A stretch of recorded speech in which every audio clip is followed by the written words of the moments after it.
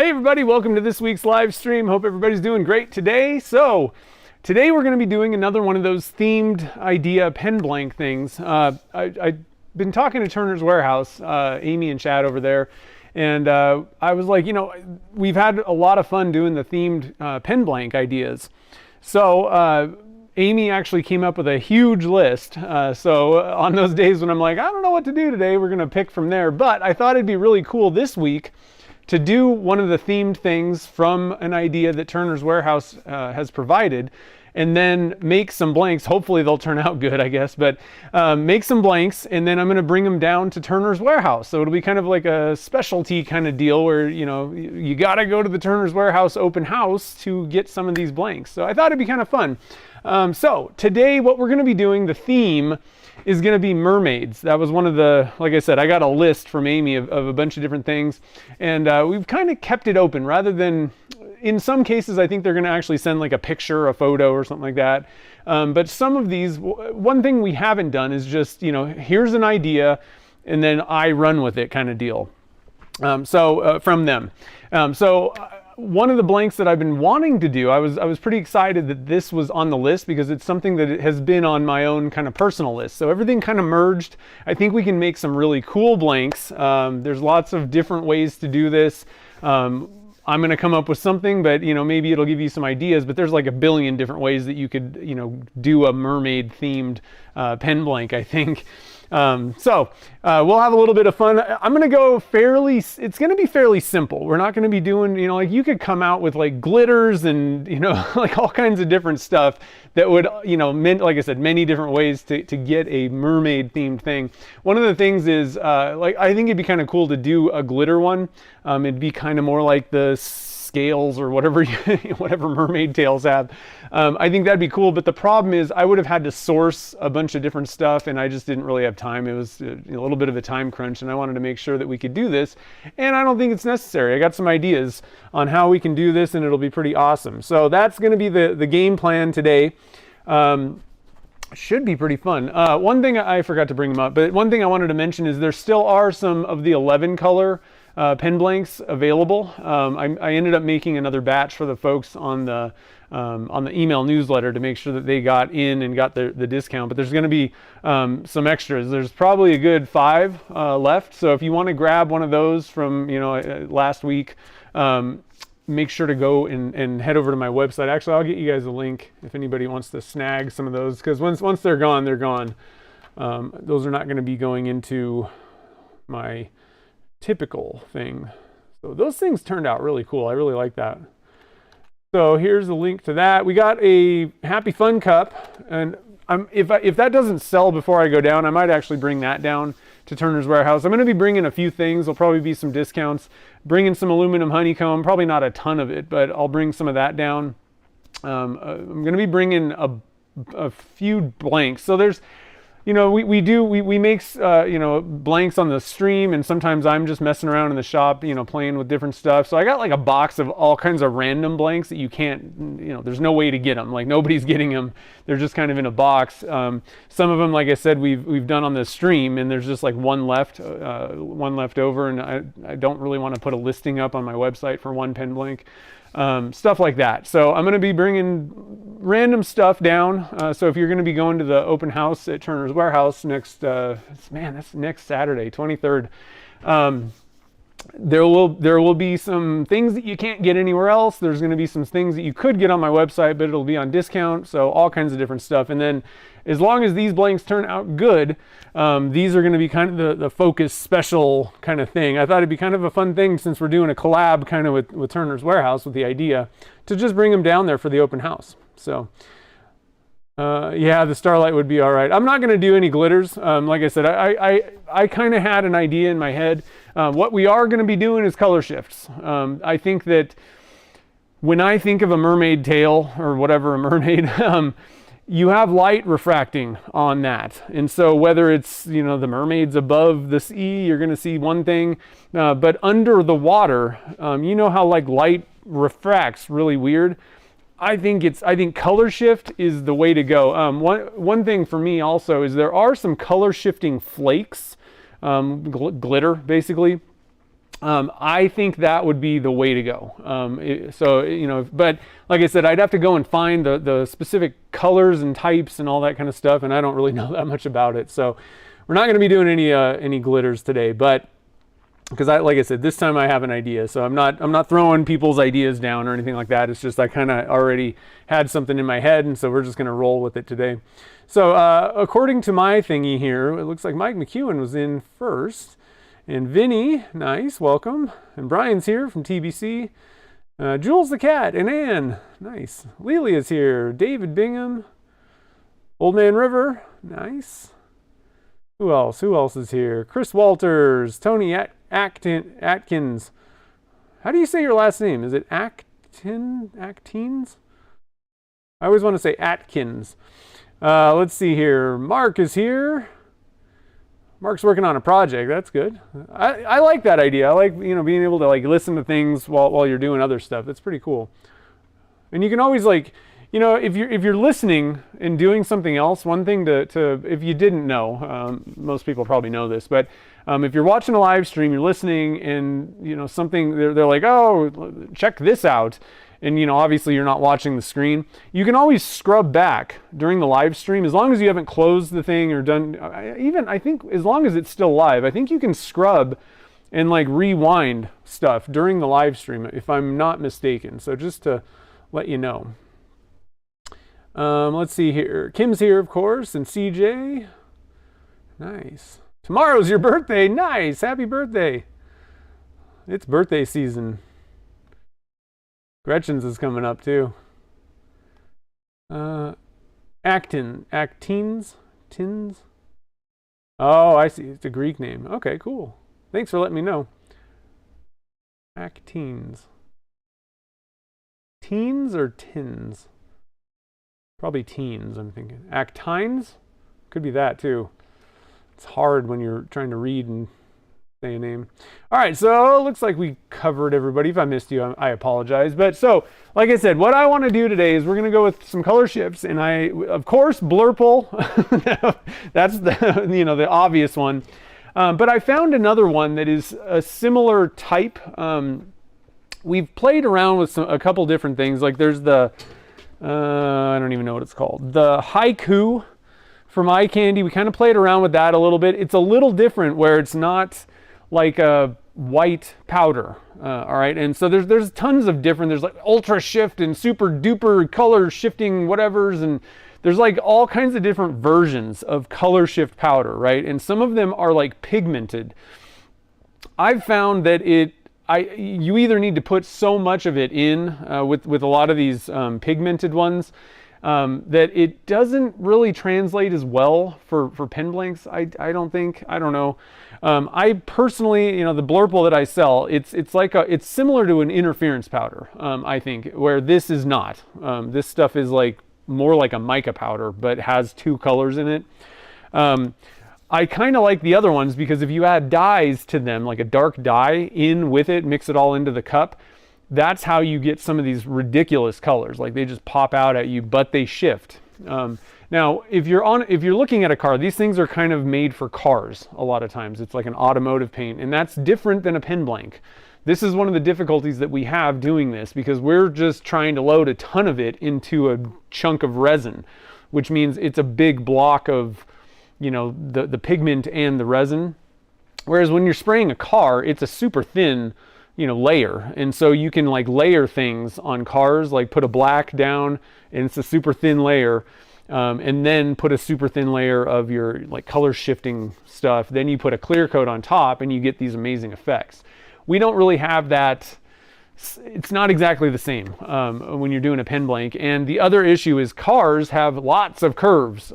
Things are going in lots of different directions and they drive by you a lot more and they're bigger, right? So you see this effect a lot more. Pen blanks or pens in general, they got curves, and so you can see that, but you need to really kind of move it around, and it's a smaller object. And it's a big chunk of stuff, so you got to put a ton of this powder in, which I don't think you have to put nearly as much in when you're spray painting a car because it's just not as much, necessarily. I guess if the whole car, it's going to take a lot, but I mean, we're making a little pen, and you got to put just about as much in a pen blank or a brick of pen blanks as you would to spray a whole car coating. So just, think about that kind of stuff. And that's why I like that kind of like the white powder where you can kind of tweak it. Now, I found online, there's a company called Did Spade. And the thing is, like, there's tons of different brands and branding of stuff. I'm pretty sure that all this stuff comes out of like the same factory in Taiwan or something like that. So just to let you know, there's probably tons and tons of different options out there. But I found one on Amazon from a company called Did Spade. I'm going to put it on the overhead. It'll probably be better. I hope that is not the overhead. Okay, so Did Spade, which is a dumb name. It's silly, but they sell a lot of this stuff, and this one is Riddler. And so what it is I don't know if you can see, but it's green. It's like Glurple. It's similar to Blurple, but it's Glurple. Green. It's got like a teal kind of color. I don't know if it's really showing up, but you can see that it's kind of more green on the top, but it also has like a purple. I don't know if that's showing up.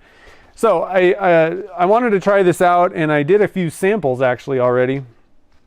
Trying some different dyes. All right. So we got some samples, and again, this is the Riddler one, not my Blurple. Blurple is going to be blue to purple. You guys have seen that. This is not a whole ton different, but there is some differences. So the first test that I did was purple dye. So you can see that it's purple that way, but you get some, and this isn't the greatest example, but yeah, there we go. You can see there's some green in there, right? I don't know if that's showing up. Green. Depends on how you do it and whatever. The next sample is I put some green dye, and these are just Alumilite dyes. Now this one's a little bit, it's very green in most directions. However, I don't know if you're seeing that. When it's darker, when the light's hitting it a certain way where it darkens it, it's purple. So I kind of like that one a lot. I did one with blue, Alumilite, the regular blue dye, and it's pretty similar to the purple, but you're going to have kind of more of a base. So this is the one with the blue in it. So it's blue. There is a little bit of purple because technically this powder is actually a purple and green. But if you add blue dye, you get some blues, a little bit of purple, and some green. So that one's pretty cool. And then this is not for this today, but I thought I'd throw some red in just to see what that does. And it's kind of, I don't know, it's all right, whatever. It kind of is ugly. There's a little bit of a green kind of tinge to it, but this is not really working the same way. So red, I'd probably throw that out. So what I'm going to do is we're going to mix up. Here's the game plan, guys. Here is the game plan. We're going with Blurple, and I'm going to do my normal, the blue to purple with the violet dye in this one, all right, in my Blurple. So that's going to be one type of color shift, blue to purple, all right. We're going to do that one with the violet, like my normal Blurple mix. Then I think because we're going to be putting purple dye in this one, I say we throw out the purple because that's kind of redundant, right? So what I think we're going to do is we're going to try two experiments. We're going to go Blurple with purple dye. We're going to try one batch with the green with the Riddler. Green dye with Riddler powder. And then we're going to do one batch with Blurple with, purple dye. Riddler with blue dye. All right, so we got two different things, but here's the thing. I did go and find a little bit of a source of inspiration, a picture. So here's that picture. There's some pink in there. All right, and that to me, we got some purple in there, maybe some blues, obviously tealish, green, but pink is the third color. And so we got two different ways that I thought we could try. And I think because we're going to do two batches, we'll try two different things, two different pinks even, and that should kind of tell us. And so what's going to end up happening is once I see what the results are, I'm going to choose whichever the best one is, whichever one I like the best, I guess. And then what I'm going to do is I'm going to make a few more batches to bring down to Phoenix. All right, so the two pinks that I came up with, I hope that's not the camera I want. There it is. The two pinks that I came up with, Rose Red from P-Town Subby it is pink. It's boom, right in your face, pink, hot pink. All right, so we're gonna go with that on one of them. I'm not sure, I don't think it really matters which one. The other one that's an interesting one is Baby Girl, Baby Girl Pink. How do I gotta do that? Baby Girl from P-Town. And this one kind of it's kind of color shifty, sorta. It's kind of weird. It's kind of a purple pink, and it really pops out at you in and I'm actually closing these out, but my mini pine cones, it really shows like kind of a purplish aura, but it's a pink hue. So this one's also kind of a color shift. So I thought, why don't we do Rose Red with the green, and we'll do the Baby Girl with the blue, blue with the Riddler. And we'll try it out and we'll see what we get. I think that either way, my prediction is these are both going to be pretty killer blanks. I got to be honest. It's just nothing but like color shift for the most part, and a little bit of pink. But like I said, the Baby Girl pink almost kind of acts a little bit color shifty to me. It kind of depends on how you're looking at it. So like in one of these sets, it's just going to be color shift powder. And there may be some kind of a pink color, like an actual color shift where it does different stuff. I don't know about that one. I haven't seen that, and I don't have any of that. But the Baby Girl kind of does that. So I think it'll be kind of crazy. It'll be kind of fun. Let's see here. Phonetics is Actins. Okay, cool. Lucy's here. How's it going? Let's see here. Scrolling down, see if there's any. Yeah, the blurple. Blurple. I love the blurple. David got some blurple. Yeah, that stuff is great. I mean, there's a lot of good purples, just mica powders, but I love it on pens because it's subtle. Like if you don't put any glitter or any of that other stuff, just blurple with all it takes is like a drop of violet dye, and it just does a lot of stuff to your eyes that I'm like, this is pretty cool. Chris, yeah, color change is cool. It's very difficult though, because you go to like websites where they're like, oh, color shift, and they show like cars doing all these amazing things. It's not that I've done extensive testing with color shift powders. It's just what I've found with most of my experiments is the ones that are like a white base, just generally, like I said, but you have to add some dye to really make it pop out at you. Or you have to put not much in a clear, and then you get like that, like an aurora or aura effect, whatever. So there's ways to do things, but many of the other ones I've been just disappointed. Like I'm like, okay, whatever, it's fine. Do I have the Kiji eye candy? I don't have Kiji. Never tried that. The only thing that I've tried from eye candy, and here's the other problem, is some of these, like the super duper whatever shift things from eye candy and other places, because they're all kind of the same thing. There's you can go to the automotive paint stores like Dip Your Car, or there's another one. What's the other one called? Paint with Pearl. I've bought stuff from them. So I mean, it's all the same stuff, and I think eye candy kind of has the same stuff too. The only one that I've tried is Haiku, and I wanted to see what the deal was. But some of these things are so expensive that a bag like this would be like $25 or some ridiculous amount of money, and it's I'm like, okay, not worth it for me, really. Even and this is unfortunately the blurple that I sell. I just love it, and so I decided I'm buying a lot of it, and I'm gonna, to get a decent price for myself for my blanks, I gotta buy kilograms of it basically, and I'm not gonna use kilograms of this stuff. So I decided that I'm gonna buy it in larger quantities and then sell it, and I can't, I'm not buying enough of it to really pass on massive discounts, but I keep it pretty close to what other, people that sell, that's all they do is sell these things. I keep it pretty close to that price. I don't really make any money on it. It's just, it allows me to buy in larger quantities and not just have it sit around and be wasted.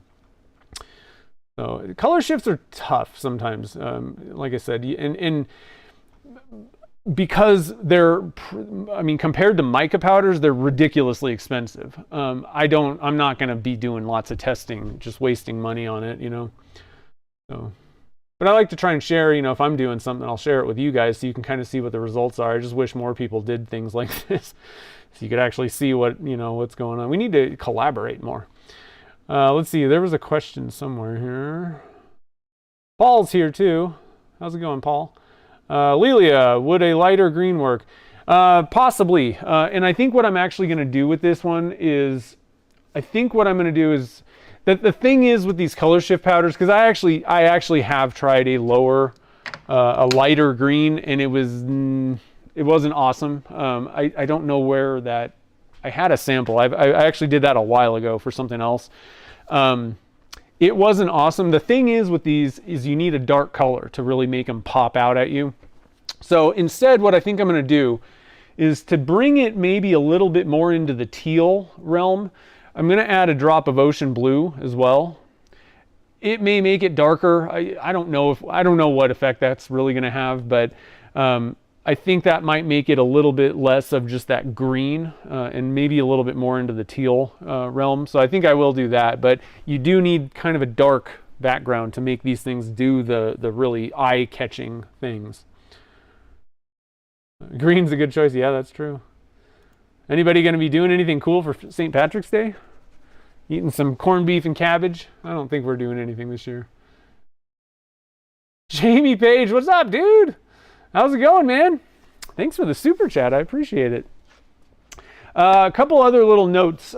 So one thing that I've been finding, I'm trying to make, this 3D printing stuff, God, it's just frustrating sometimes.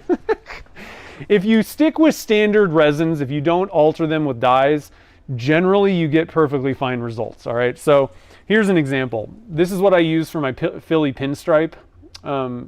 It's, like red, and then I put white. So all I'm doing is I'm using the ABS like from Elegoo red. The problem is it's super transparent, and by the time you've drilled out the center of a pen and done all that stuff, if you don't paint this thing black, and I would actually even go as far as to say you probably should paint the inside of the blank on these. You need to either paint them red or black, I think would also work. I haven't done a lot of experiments with these, but the problem is if you do nothing, they like disappear. There's just not enough dye. By the time you've gotten it turned down and all that stuff, they kind of disappear. So I want solid color red, which they don't sell in a bottle, of course. So I've been doing a lot of experimenting with red, and eventually I'm going to hopefully get this nailed down, but I'm having trouble with it printing out. I'm getting at best 75% success. I mean, the rest of it's failures, which means that you got to clean out the tank and do all this stuff, which I can't stand. So anyway, the point of that is I'm playing around with all these things, trying to get settings dialed in and do all this stuff. What I found is with the alcohol cleaning solution with that red dye, the carbon filter is not taking out the red dye. Now, I need to do one more experiment because I ended up, what I found with the black dye, if you're using Alumilite's black dyes are bigger pigments. And so the 1 micron filter, that's a carbon filter charcoal, that was all that I needed to clear out the black in the alcohol, and it does a pretty good job. It makes it pretty much clear. With the red, the 1 micron filter isn't doing the job. It's a bucket of red alcohol. Now it's cleaning out the resin really good, so you don't have to worry about that, but there is some dye remnants in the alcohol. So I need to do a test and see if the 0.5 micron filter, the charcoal filter, will pull out the red. I'm not sure yet, but I'm going to try and switch that out today and run the pump. But other than that, and if you didn't catch it, if you've been kind of following along with that filter system, the pump system, I I gave up on the bulkhead fitting thing because it's not going to work with the basket thing that goes in that bucket. It would work fine on just if I wasn't using one of those wash and cure station things, but it has a basket that allows you to just dump parts in and stuff, but I can't use that basket if I got bulkhead fittings going into the bucket. So just something to keep in mind. So I gave up on that. It's just not that big of a deal to pull the hoses out every time. Yeah, so the filter system overall, though, is awesome. It is just far superior to anything else that I've ever done trying to clean out the denatured alcohol or isopropyl alcohol that you use to clean the prints. It's just the fastest thing. Now it costs money. You know, it's going to be like a few $100s to set this thing up.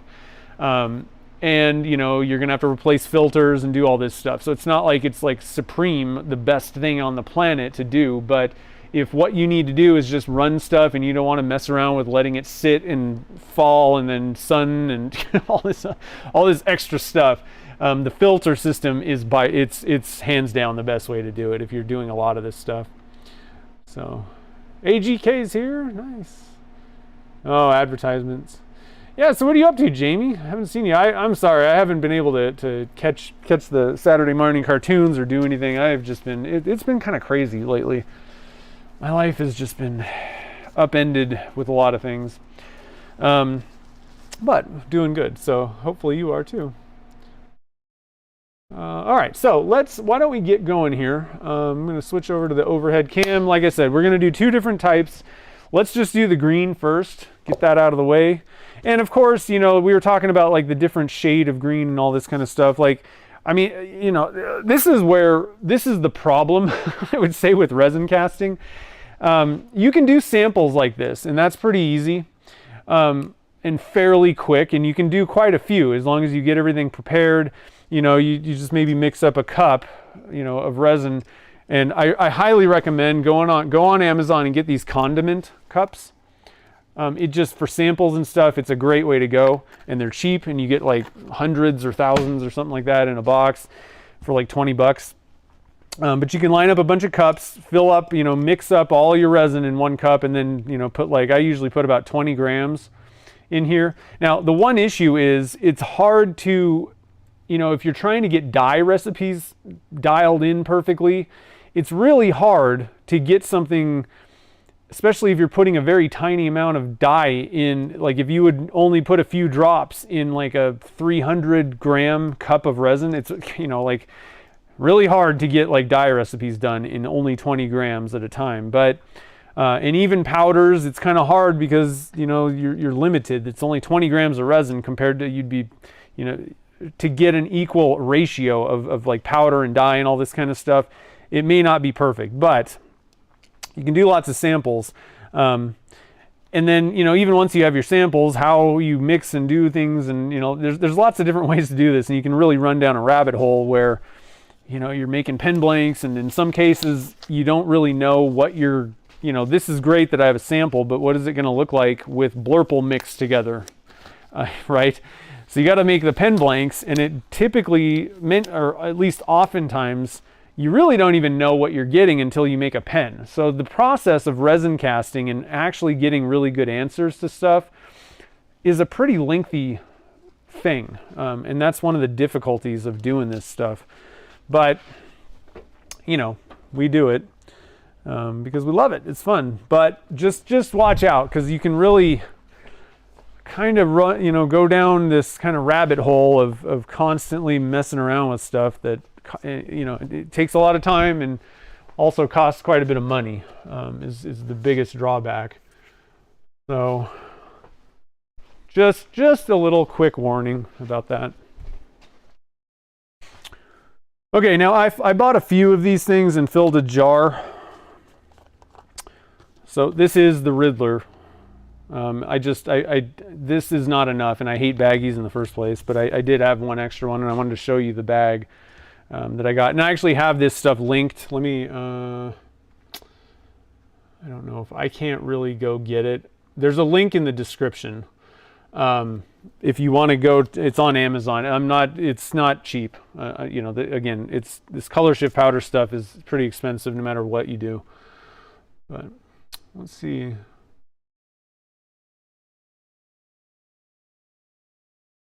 Let's see. Been watching your videos, husband. You're hooked. Nice. Oh. Well, that's cool. Well, if you think of any questions, I'd be happy to try and answer it for you. Hey, Jake's here too. What's up, dude? What are you up to, man?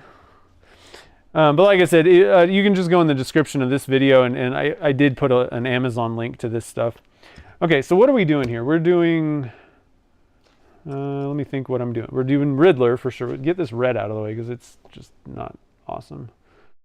We're going to do, I think we're doing the green with the baby girl. I don't know. It doesn't really matter. We're going to do the blue. So Riddler with blue. Riddler with, I'm gonna set this out so I don't, because this sometimes can get confusing. Riddler with blue, Blurple with purple, of course, or violet dye from Lumelite, and then we're gonna just, this would just be a, you know, we could add red or something like that, but we really want pink, and so if you add red, it's really not gonna do anything. I wouldn't. We're just going with powder on that one. Okay, let me get my little booklet out real quick here. And we're going to be going with our favorite Gatling mold. These are available on my website. They're linked in the description. I also, Turner's Warehouse has the translucent ones. And the thing is, I'm going to switch to translucent eventually, but I've got some of the just red ones on my website right now because I got like 3 of them in stock. So if you want one, it's available right now. It says that there's like a lag time of 1 week, but I have 3 of them made. So if you want one of these guys in the red, that's on my website. If you want the translucent one, semi-translucent, you can't see through it until you like backlight it. But if you need to put specific amounts of resin in, the translucent one is a good one. But like I said, you have to backlight it. I haven't found a silicone that I actually want to use for this type of thing that's actually like transparent. So, and this is a good one. I use the, what is it called? Plat 25 for these. I really like that silicone. It's super easy to mix. Some of those silicones are so thick that like, I mean, you need a paddle mixer, but that doesn't work because it's so thick that it's all bleh and bubbly and doing all, I hate some silicones. I really can't stand. So love-hate relationship. All right. So, March 16th, we're doing Mermaid. Mermaid. Number 1. We're doing Blurple, Riddler with blue, and we're doing Rose Red. Number 1. Okay, so I usually mix up about 400 grams. That's going to give me extra, but I can put it in my Happy Fun cup.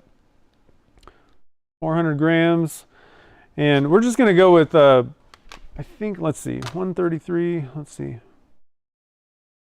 I'm going to put a little bit less pink in, just a tiny little bit less. So we're going to go with 150, 150, and 100.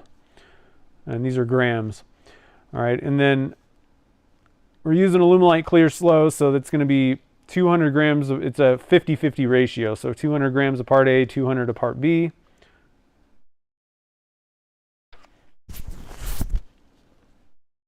So 150 grams, and we're going to put Blurple. We're going to do a, let's see here. I think we could probably get away with a 1/4 teaspoon of Blurple plus 1 drop violet dye. We're going to do Riddler. That's that other one that has a little bit of the green and purple. Riddler, try another 1/4 teaspoon plus, we're going to do, yeah, just 1 drop of blue. Blue dye, and then we're going to do Rose Red, probably another 1/4 teaspoon is plenty, and that's it. All right, now what I'm going to do is we're going to stir this up. So I'm going to use like my normal, sometimes I go with just a straight stick if I don't really need a lot of mixing going on. Let me see, let me look at something real quick.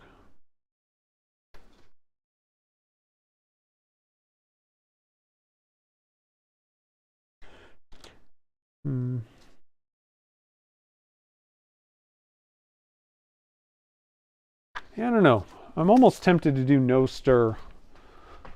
Because you can do different stuff. So sometimes if I'm kind of mixing it up, I'll use just the straight stick, which is a little bit more muted, and you get more of kind of a vertical. It's not really wrapping it around as much in the blank, I find. And that's compared to something that's got kind of a hook on the bottom. That tends to stir it around a little bit more. So sometimes I'll use that. If I'm going for something a little bit less swirly looking, doesn't need it, to really be a good idea or to be a good look. I'll just use a straight one, and then of course you can just dump it in and not do anything to it. And in some cases, you don't need to stir it up really. This might be a case like that because the two different color shift powders are going to be fairly similar. It's not like we have like three different like colors that, a lot of times that looks pretty good if you stir it up. This is all going to be kind of a very similar color, I think. And you just want some shading throughout with different looks. So I don't know how to do this. I'm not sure which way I want to go. We could try two different ways as well. So why don't we just do no stir on this one, no stick at all. And I usually pour these. I'm going to pour this at about, let me look at some notes here from other things that I've done. Yeah, we're going to wait. Since we're not stirring it, I'm going to actually wait even longer. And so I'm going to go with, we're going to wait till about 105. We're going to wait till 105 degrees. And right now it's 68 degrees in my shop.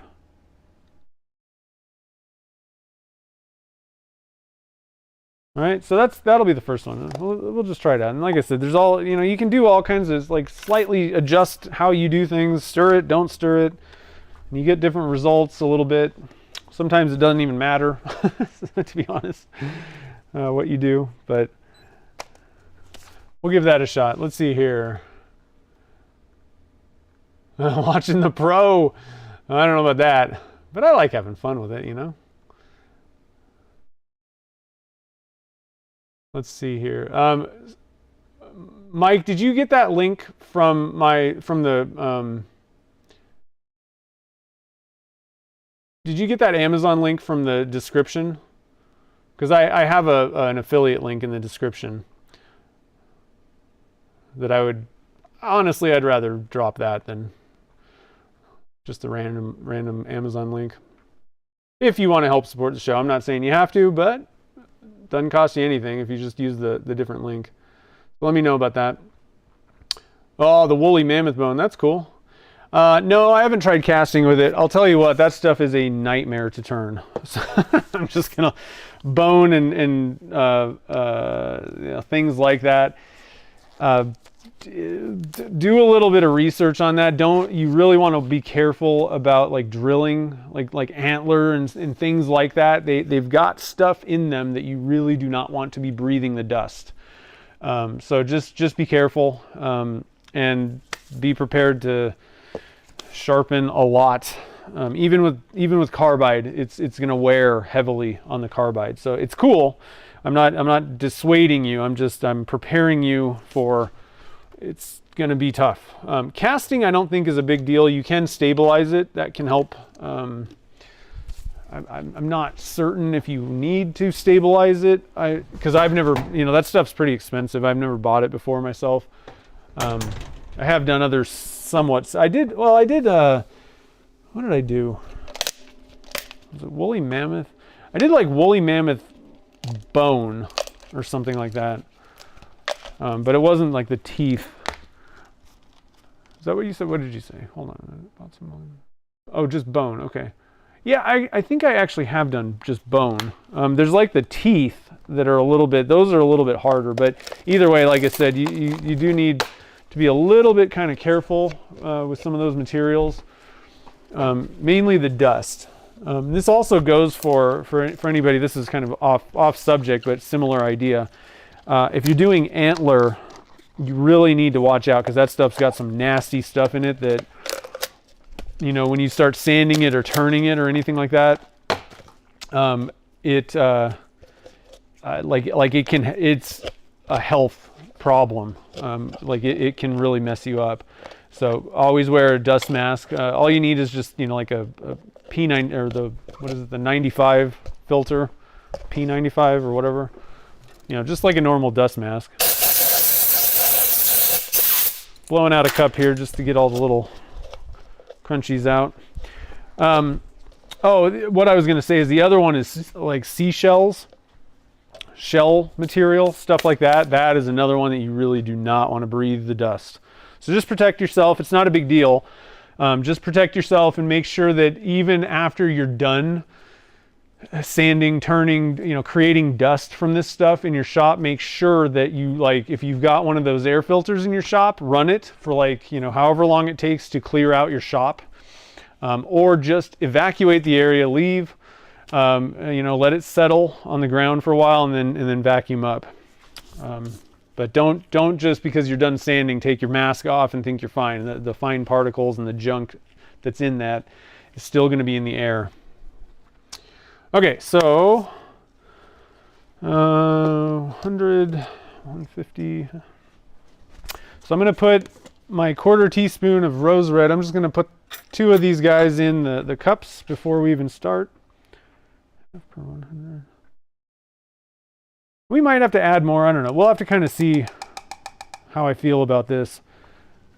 1/2 teaspoon might actually be a little bit, to get it really nice and opaque and really bold. 1/2 teaspoon per 100 grams is not a bad ratio for mica powders, I've found.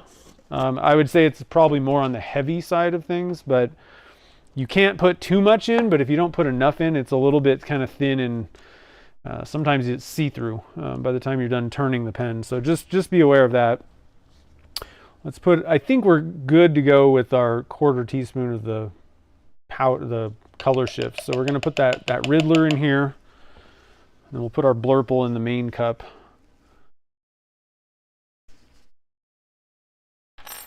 The mixing cup.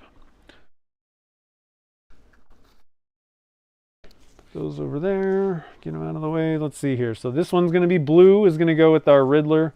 We don't need any dye with the other one, and then we're going to violet with the Blurple.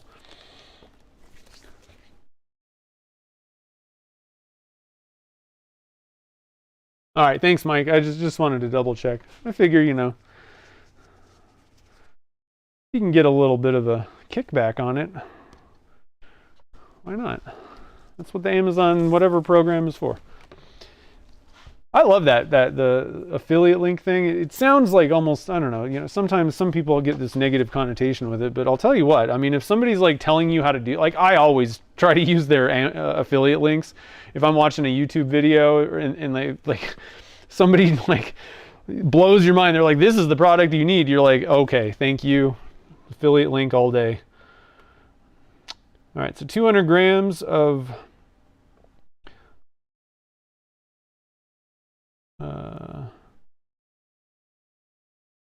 no, we're a little over, that's fine. 200 grams of Part A. No, not that far over. And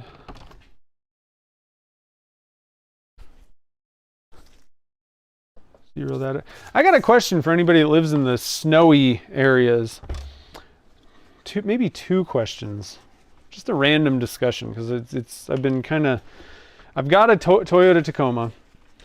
And it does fine in snow and all that kind of stuff. But on-road driving, the constant shifting in and out of 4-wheel drive when it's intermittent, snowy, icy conditions is really annoying. Other than that, if you're in off-road, deeper snow and all that kind of stuff, the Tacoma is awesome. And it does fine on road when you're in 4-wheel drive for the most part. I think that I would probably get even better results if I just had winter, snow tire type things instead of an all-terrain on there. But I wanted to ask you guys if anybody has any thoughts, experience. Do you guys have any? Do you have a full-time 4-wheel, like an all-wheel drive or a full-time 4-wheel drive type car that you find you like? Drives good on the road. Doesn't need to be an off-roader or anything like that. Probably not a car, a sedan, more like an SUV is what I would be looking at. But if you have any recommendations of a all-wheel drive like a full-time all-wheel drive type deal, full-time 4 or all-wheel drive that you really like, and or winter like snow tires that you really like. So let's see, 200 grams of part B. One of the problems I'm just realizing that the Tacoma man, if you want to put people in the back for any amount of time in the back seat, because it's a 4-door, like it ain't comfortable for those people in the back, and especially whoever's sitting behind me. I'm 6'3". You pretty much need to put a child behind me, because it's uncomfortable for Gretchen. And she's not, she's like 5'5" or something like that. Not comfortable for even a fairly, average to short human being adult. So that's one thing that I've been looking. I'm like, it just, whatever. The other thing that I'm finally realizing is that I really don't need a truck. I'm not going to get rid of the Tacoma. I'm going to keep it, but kind of for like a daily driver, and especially for going up to the ski resorts. This is a big thing with that all-wheel drive snow conditions driving. I think a full-time 4 or like an all-wheel drive type deal would be better for that kind of stuff with snow tires. I don't know. Well, what I was going to say is I don't really need a truck, because I rarely use the bed for anything. I don't haul dirt, stuff like that. I do throw my bike in the back of it, but it just, when I need a truck bed, we're talking things like plywood, right? It doesn't fit in my tiny little 4-foot Tacoma bed. Like when I need a bed, it's not big enough or deep enough even. And so I'm like, I think it'd be smarter to just have an SUV. So we'll see. Yeah, the Tacoma. I love my Tacoma though. I love it. Yeah. It's got 265,000 miles on it, and it's like, whatever. Don't care. Still running great. I mean, it's a little slower than it was when I bought it, but whatever. It's got 265,000. I have put like $0 into it for the most part. I think the biggest expense that I've had at this point was recent. I had to replace the clock spring, which is like a thing that holds like wires for the steering wheel. It is a dumb, stupid, not even important thing, but the wiring, kind of got something happened with the wires. Let's see here, 150 for this one. And so it was $1,100 to get that repaired. I should have done it myself. I probably could have. Problem is, if you don't put it in right, you're probably going to have to redo it. And that part is expensive, is one of the problems. I think I also just got raped on the labor too, but I'm pretty sure that was the most expensive thing I've repaired. I was like, okay, but I needed it because cruise control, that I'm driving down to Phoenix, and that's gonna not be fun with no cruise control. That was what went out, and they had to check what caused it. It was the clock spring.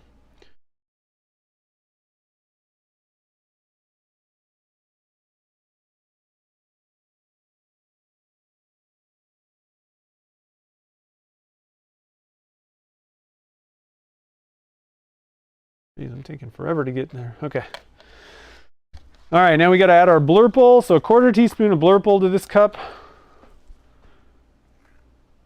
Blurple's my favorite. Blurple, get off me. 1 drop of violet. I'm gonna mix it in. I like to mix it in first. I don't think it matters, but it's just the way I do things. Mix the powder in first, then I add the dye. Plus, it's kind of cool. That way you can kind of like look in there and be like, oh, okay. How does that look? And then you're like, oh, let me drop my drop of purple in there, and then it just springs to life.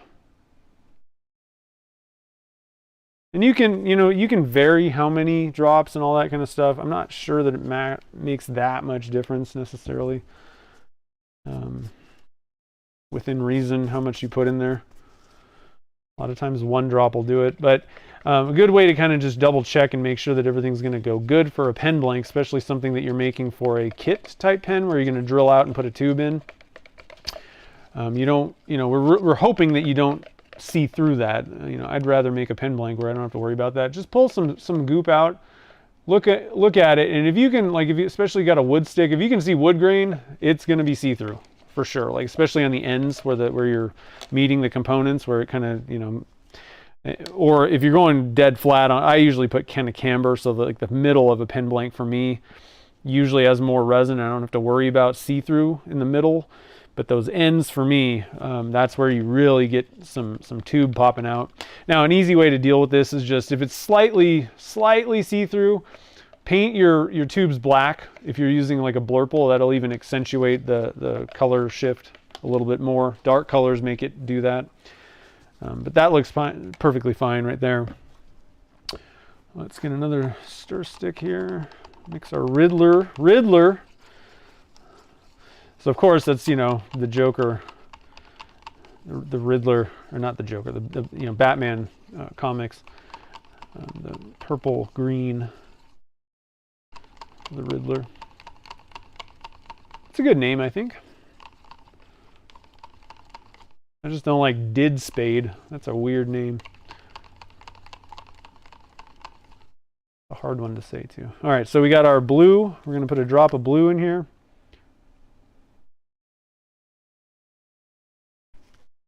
And again, we're going with darker colors. The dyes are dark because that's what really makes this stuff just blow, you know, just pop out at your face. That's a little bit, I'm going to put just a little bit more of this blue because it'll help kind of darken things up a little bit. Oh, yeah, blue. We were going to put some ocean blue in with the green. So that should just kind of darken things up a little bit, but we still got, so in the cup, you can really see the difference now between the blurple and the Riddler. Similar, you know, I mean, but you can really kind of see that teal popping out in the Riddler. So, I mean, this is, I mean, Mermaid. It screams Mermaid to me. Digging it. It looks a little better than those samples. Sometimes in the cup you can really kind of get an idea. So I haven't, let's see, let me look at the thing here. Jennifer, I'm doing good. How are you doing? Uh-oh, Cooper's here. What's up, man? Texas Roadhouse. Nice. That place is good. Do you deliver? That's funny. 45-minute wait. Ugh. All right, so here's our colors, guys. I mean, again, I'm gonna put up that picture that I found. I mean, duh. What do you? I mean, that is literally the colors, and it was like so simple. So sometimes, you know, like in the past, we did like the alien desert. Like that was just a complete nightmare to make them because, like, you know, I'm mixing up all these different dye colors and there was so much complexity going on with that, but it doesn't always have to be that way if you're trying to match something. I mean, this is simple. One drop of dye, couple, you know, 3 mica powders, basically. There's nothing going on that's difficult about these color shifts, but the nice thing about color shifts is you're gonna get, you know, that you're getting more than just a mica powder, obviously. You're getting that shifting going on. So you get almost, you know, 2, 4, you know, 5 colors for the price of 3. I love it. All right, so let's go back to the overhead cam. So now at this point, it's just a waiting game. We're gonna wait for, let's see, I can put the rose red away. We're done with that. I think, well, let me just look at this stick. I wanted to look at this, see how thin. I think we're okay with that. It's maybe a little bit on the thinner side, but I think because we've got pretty dark other colors, I don't think that we're gonna have to worry so much about the pink. Let me look at this one more time. I think it's okay. It may be a little, slightly on the slightly transparent side, but again, the easy fix, it's not going to be enough. I can kind of tell, like, as long as you use painted tubes, you're not going to see through or anything. That's not going to be a problem. So I'm going to be waiting until 105, and I'm going to base it, I think, because these are probably going to be a little, what ends up happening is if you have, you know, slightly different cups, This one's wider, which means that your resin is like the thickness of it and the density kind of, it's like more spread out. This is probably going to heat up a little bit slower than this one. Same amount of resin, 2 different cups. And it just, because this is more compacted, a little taller, skinnier, this is going to heat up faster than that other cup, even though we mixed it all at the same time. It's just that can kind of cause it to, the more you keep it in a bundle and like thicker, it's going to heat up faster. This one might be kind of similar. This one might be kind of in the middle of these two time-wise. We're talking like a degree. It's not going to be significantly different, but I think this one's going to be the one that hits 105 first. So that's what I'm going to base this on. So we're at 90 right now on that one. 90.5 it said. This one, the 89. Barely a difference, but a little bit. And then 89.5. So it's like I said, this one's going to heat up first, second, third. Doesn't really matter. Once, as long as this one hits 105, I don't really care what these other two are. They're going to be close enough that it's going to be the same in principle. Nailed it. Yeah. I'm excited. Like I said, this is something that's kind of been on my mind. This is maybe, I maybe cherry picked this one a little bit because, you know, some of the other ideas, because Amy gave me a huge list. But I had already been kind of thinking about this, and I was excited about it, really. I wasn't trying to cheat or anything like that, but I had some ideas, and I was pretty certain that we could just knock this out of the park, which would, you know, hopefully, and like I said, I don't know what the blanks are going to look like. Hopefully they turn out good, but it's a pretty high success rate, I think, is what I also, you know, factored in on choosing this, the mermaid theme, compared to something else. Some of the other ones might have been a little bit more difficult, and we might have had like a 50-50 shot of even getting him decent, you know, maybe, I don't know. So I wanted to get something that was cool, bring him down to Turner's Warehouse. So that's cool. We're at 94 now. We're getting there. 93 and 93. So yeah, pretty close. These two are pretty close. So if you really need if for some reason, if you really need to get the colors or the different cups, if you really want them to stay the same, you know, temperature, then let's just say you were doing like, you know, 3 colors and they were all the same amount of resin. Well then, you know, if it's really that big of a deal, then I would just dump all your resin. Like, you're probably gonna have to mix up just a little bit more in your mixing cup. Maybe add like 10 grams, 20 grams extra resin total, because you're gonna pour it out into, you know, three of the same size cups, but you're gonna leave quite a bit on the rim, on the you know, sides and the bottom of the cup. It's just, you're never gonna get every drop out, right? So I always add a little bit extra when I mix up, and then you can put the same amount in, and then they'll all, you know, heat up at the same rate. Again, as long as it's the same amount of resin, same size cup. If you're doing slightly different sizes of things, then try to, you know, match like a cup size that will hopefully kind of keep it close. Worst case scenario, if like one of your colors is like, all you're gonna do is add like 20 grams or something like that in one of these cups, but that is one of your colors, just like a little accent swirl or something like that. Maybe stick that cup on your toaster oven if you've got one right next to you for heating your molds and stuff, and then that will help heat that resin up. That's a good little, I don't know if I've ever mentioned that little tip. I do that a lot for if I, you know, in some cases where I have like, you know, a bunch of resin in big cups, you know, like splitting it like, you know, 3 colors that are over 100 grams each, and then I just have this one that has like 20 grams. I'll just pop that thing on the heat on the toaster. You got to kind of watch that, because it could possibly overheat that little cup, but you know, make it warm up way faster. But I kind of have timing down on those things. What I usually do is I mix everything in, get all the colors mixed in, and then put it on the thing. So it's not like I you know, I don't necessarily mix that color first with the 20 grams and then put it on there first before I've done anything else. I'll kind of get everything mixed in, and that tends to be about the right amount of time to keep it pretty close. So we're 104.5. I mean, we're pretty much there, guys. So what I'm going to do is I'm going to put my little sticks in. Find that I make an even bigger mess if I keep my sticks all over the place. So we're good. This one I'll just leave. It's fine. So we'll start with the blurple.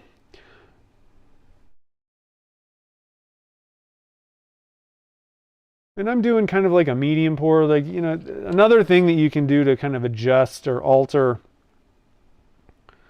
you know, how things look in the final blank is you can kind of adjust, like, how much are you pouring?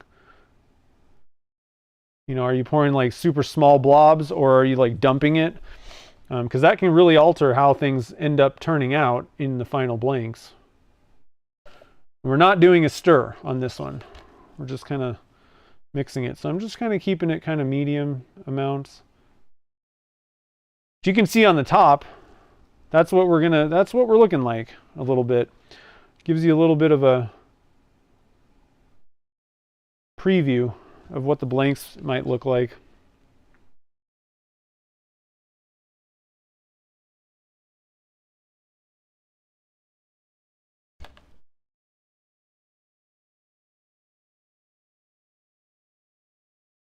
Oh, I kind of filled that last one the most.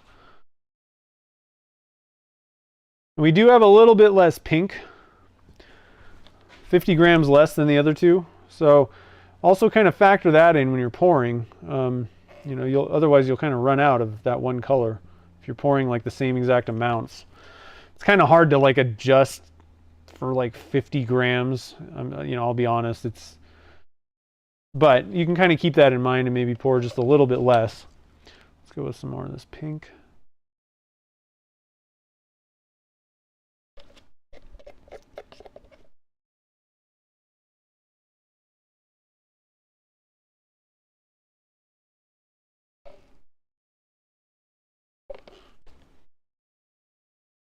Now, I'm not going to be turning these because we're not going to be having a stream next week. I'm not going to be, because I'm going to be out of town. I'll be down at Turner's Warehouse. Now, they're probably doing some streams. They might be live streaming the demos. I'm not 100% sure on that yet. But so keep your eyes peeled, and that'll be Saturday next week. Keep your eyes peeled on their Instagram and mine. For any updates on what's the schedule, what's going on. One thing to also note, you might be noticing this, if you wait, the longer you wait, the harder it is to get like every drop. It's really starting to thicken up in that cup. So you also have to kind of, you know, it's not a huge deal, but you got to kind of think about that. It's going to be a little harder to pour. Like it'd be thinner viscosity in each one of these cups if I started pouring at 90 degrees versus 105. And so like it'll be easier to kind of get all the resin out of that cup. All right, so put this in the pressure pot over here.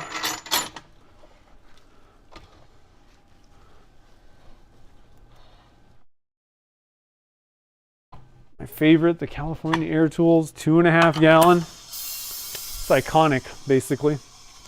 All right, and then we'll try and get some of this excess into our Happy Fun cup. A little easier, and this is one of the reasons why I oftentimes will leave the stick in my cup while I'm pouring, which it gets in the way, it gets kind of messy. The top of the stick hits the rim and then it's on your fingers, and so see what I mean? Like I don't like that, it's annoying. And I gotta wipe my fingers off or it ends up all over me. However, it's certainly a lot easier to get the excess out if the stir stick is still just sitting in the cup, you know.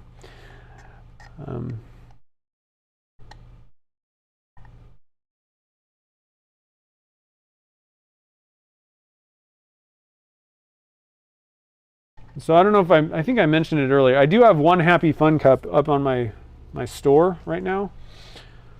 So if you want to grab that, it's a pretty good one. It's got like money, shredded money in there. Gold particles, I think. Not real gold. I don't know if we can get a little bit. Got a little bit. This isn't really. Look how thick that is, though. Okay, I'm gonna call it a day right there. Let's see here. Get a little paper towel here. Wipe them off.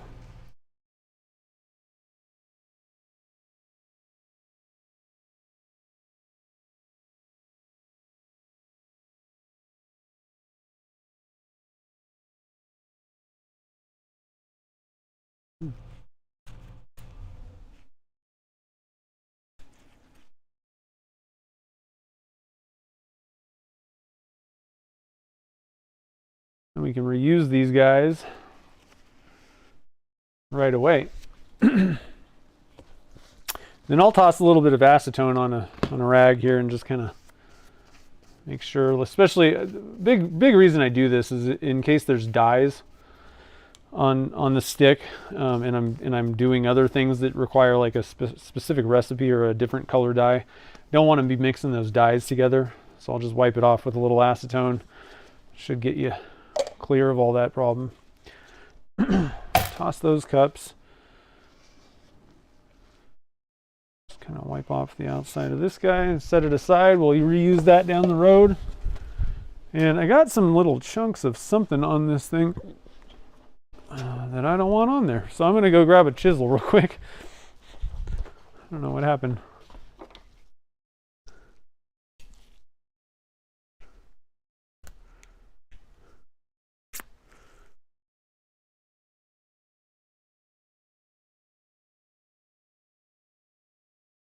Okay.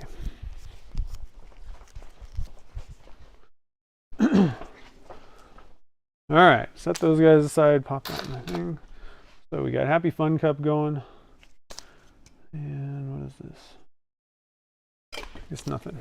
All right, so let's see what's going on in the chat here.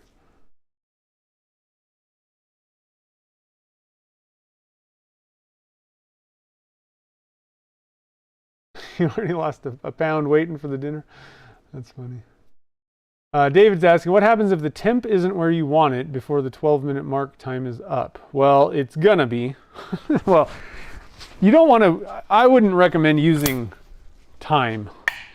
You can keep a timer just to kind of see how long it's taking you, but don't rely on that. It's not accurate. It's not consistent. Partly because it depends on how long did it take you to stir it up. You know, I mean, even if you just added the part A and B, set it in a cup and didn't stir it, it's still starting to react, right? So there's lots of differences in stirring and pouring and doing all this stuff. Time is a tough one, and there's also a difference between, you know, you get your cup out, put it on the scale, put part A and part B in it, walk away from that cup, not stirring it for 5 minutes. That's going to be a different rate than if you put A and B in and started stirring right away. So it's just, there's the stirring part of it kind of screws up the timing a lot of times. So I would use the temperature. That's why we use the temperature, because it's a lot more consistent. The other issue is whatever temperature it is in your shop. So like right now in my shop, it's 68 degrees Fahrenheit. If it were 85 degrees Fahrenheit, I'd have to wait until it was like 125 or something like that, 130, to get it to the point where it's the same viscosity. And it's gonna get hotter quicker than if it's cold in your shop. Okay, so like that's the problem, is time is not a good factor, because you're going to have to constantly keep adjusting. You would have to have, and I used to use time back in the day, but I would stir things exactly the same, like for the same exact amount of time every single time. But even doing that, it's hard to be that consistent with it. So the question is, it not, if it doesn't get to the right temperature before 12 minutes, 12 minutes is arbitrary. What I want is a certain temperature. Now, the temperature doesn't matter. It's only going to get to I don't know what, I'm not entirely certain what Alumilite Clear Slow actually gets to. Here's what I would recommend.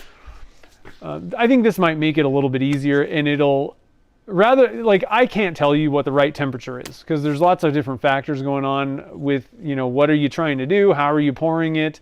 Even how you pour it literally can, you know, are you pouring it where it's just barely dropping out of the cup into a flat box type mold, or are you pouring it down into a tube? You know, like all these factors make things change.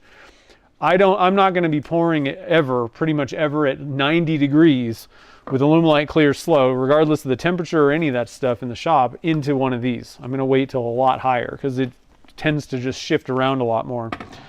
So what I would recommend is, if you want to know what temperature, now this is going to waste some resin, but you're going to waste more resin screwing things up, trying to figure it out, doing batch after batch after batch, than what I recommend. Get a cup of resin, put about maybe 200, 300 grams. I'd probably actually go for like 300. Depends on what you're doing, but you know, 300 grams, 200 to 300 grams is probably what's going to be in a cup a lot of times for doing the typical pen blank. So it depends on what you're doing a little bit and how much resin you typically mix up. But put a decent amount of resin in a cup that would be fairly typical for like one color if you're doing color swirls, and literally let it go until it just hardens in your cup. Write down what's the temperature in your shop, and then, you know, keep a little list of, check the temperature and look at the viscosity. You might even video this if you've got a smartphone. Video, like, try to set up a tripod so that it's, you know, kind of seeing how is the resin dripping off the stick. What does it look like at certain temperatures? And then also, you know, make sure, you know, every couple minutes maybe or something like that, you know, take the temperature and just write down what you see and you know, how long it took to get it to a certain temperature at what temperature in your shop. Then also the big thing is, how long did it take until it hardened? Like there is no way you were going to pour this thing, and that will give you a good guide of what is the temperature range that I can do this at. You know, again, you can't really rely on someone else saying, well, 90 degrees is a good temperature to pour at. Well, maybe it's not in your shop. You know, it depends on humidity, may actually even play a part, possibly, I'm not sure.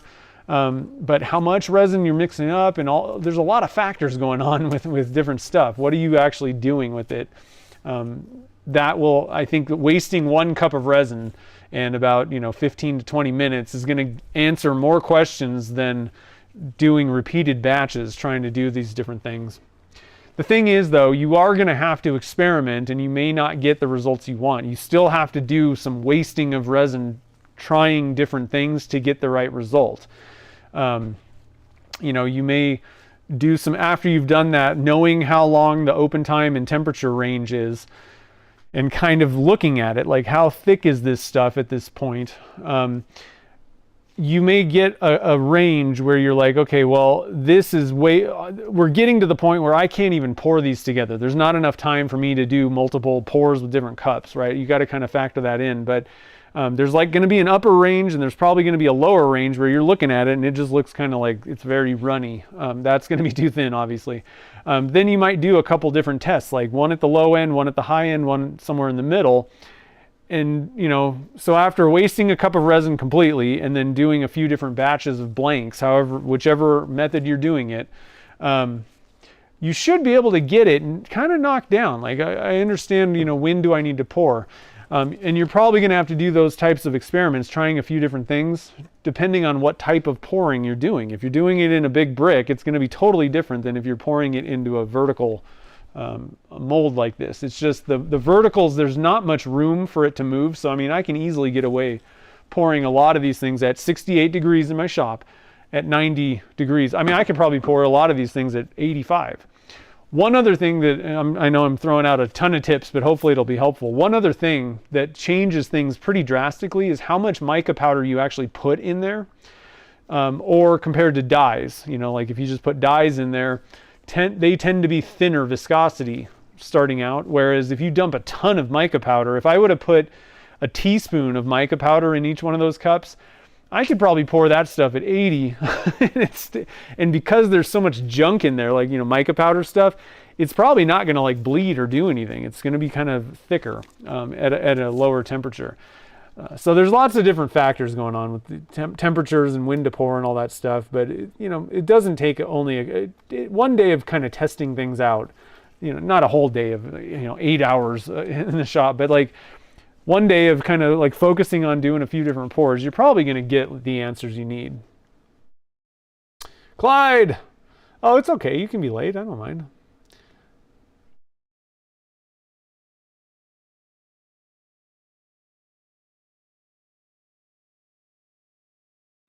Yeah, so one thing to make it, on the bottle, the instructions for Alumilite Clear Slow, it's going to say working time 12 minutes. That's at a specific temperature. That's at like a room temperature, like 70 to 72 degrees Fahrenheit.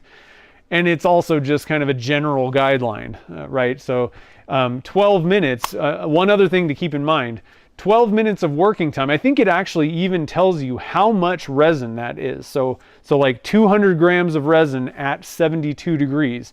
One thing that's not within that, that they also don't tell you is, if let's say, I'm going to get a couple different examples just so everybody kind of understands. I think most people kind of, understand this. Newbies, I think maybe struggle a little bit more with this. I'm going to get, I think you can fit 200. So 200 grams of resin. This might be a little cutting it close here, this little cup, but it would be pretty much full, right? If it fits 200 grams in this versus this versus this versus this, 12 minutes is irrelevant to any of this stuff. I think you're probably going to heat up, if you can get something like I was saying before, if it's like more compacted, that's going to heat up faster than something a little bit more spread out, than something even more spread out, than something just that, you got like a very thin layer. Like that's going to probably take 20 minutes to cure or to like harden up. Maybe not 20, but you get the point. Like it's going to change things. So you can't just read the directions and say, well, I got 12 minutes of working time. What's the temperature in the shop? How much resin are you mixing up? Another on the other flip side of that is if you mix up 48 ounces of resin, right? Like, or let's make it even easier. You mix up like 2 gallons of resin, you dump both bottle A and bottle B into a mixing bucket, it's gonna heat up and cure, like harden up in way less than 12 minutes, right? So there's a lot of caveats to these things. And I just want to make sure that you understand that. So that's why it's, it doesn't, what temperature should I pour at? That totally depends. So hopefully that kind of, made sense to everybody. If you have any other questions about that, I can try and answer it. I pretty covered it, I think. I'm going to have to turn the pen soon. Yeah, I know. Mermaid Fun Cup. Yeah, so hopefully that helped out. No, you don't want to go over the working time or whatever. Again, it's just a guideline of telling you what that means is that 12-minute working time at the end of 12 minutes, again, that's not a hard and fast rule of number of minutes. At that point, it's hard. Like you're not pouring it anymore. That's you're less. You want to be less than that window, somewhere in the middle. If you want a starting point, a good starting point for Alumilite Clear Slow at around room temperature, 70 to 75 degrees, starting point, and I kind of rarely do it at this temperature, but like 95 degrees, 90 to 95 is probably the minimum that I would pour most things. But that's, again, like 70 degrees Fahrenheit and probably pouring in this. 90 is probably the minimum that I would pour into this. The resin doesn't have a whole lot of place to like really spread out and move. So it tends to be, you can get away with a lower temperature in a vertical thin tube. a vertical, 1.5 inch pipe is totally different story. So I'm talking like a 3/4 inch pipe. You can get away with a little bit more there. Thicker tubes, 1.5 inch, 2 inch, 4 inch, and especially taller, it's going to just spread out and bleed together a lot more. And so you're going to have to go wait for a higher temperature. And what's happening is the temperature doesn't matter. The temperature is not the factor that we're working that matters in this case. What's happening is, as in time, temperature, all these things, what's happening is you're starting with a liquid before you've mixed it. The liquid, the part A and the part B, have a viscosity, a thickness. How thick? Is it syrup-like? Is it water thin? It's going to have a viscosity to it. Then you mix it together, and that's going to give you a slightly different viscosity than the only part A or only part B, right? And then as the time goes, the working time, after you've mixed it together, you're going to have quote unquote 12 minutes, whatever however long working time it is. As it's approaching the end of the working time, it's getting thicker and thicker and thicker. So it's really, the viscosity is what if we had a viscosity meter, that would be the most reliable and consistent way to tell you when to pour these things together. Because at some point it gets to a certain thickness where it's not bleeding together. When you pour things on top of each other, it's not gonna intermingle. It's kind of those two things stay a lot more separate. So that's really what the point is. And where time is not a good one because it's just not consistent enough. You can't get a consistent reading, but temperature is pretty consistent as long as the temperature, the room temperature that you're in, stays consistent. Okay. And so, you can take the temperature and it's going to reach a certain consistency. So that's what I was saying when I said the best thing to do is grab a cup, put 200 grams of resin in there, mix it up, and then sit there, stir it up, and then let it run off the stick. Pull some out and let it run off the stick and see how thick is that stuff coming off the stick. It's the viscosity that we're more worried about. So it's a good idea to understand. That's why I was saying, keep notes of the temperature, how long it took, at what temperature in your shop, and how thick was it? Was it honey-like? Was it water thin? Was it just dripping off? But get an idea of what it's supposed to look like, kinda, when it's time also. That way you don't have to even rely necessarily 100% rely on temperature. You can kind of look at it and say, yeah, I think that's about right. That it'll just make sure that, especially if your temperature gun breaks, if the batteries go out or something like that, you're not like, I don't know when to pour. You kind of have an idea of what it looks like when it's ready to pour. Now, another one is if you're pouring into a brick like this, same thing. It's going to just kind of want to spread out. So you have to wait longer so it's thickening up a little bit more. And then to go back to the viscosity thing, the other thing is when it's cooler in your shop, so it's only 68 degrees Fahrenheit in my shop right now, so the winter time, right? The resin in this jug of part A, so separate, and we're not even mixing it up yet, this stuff sitting on my counter is a thicker viscosity at a cooler temperature starting out, all right? And this is the reason why I adjust things in the summer.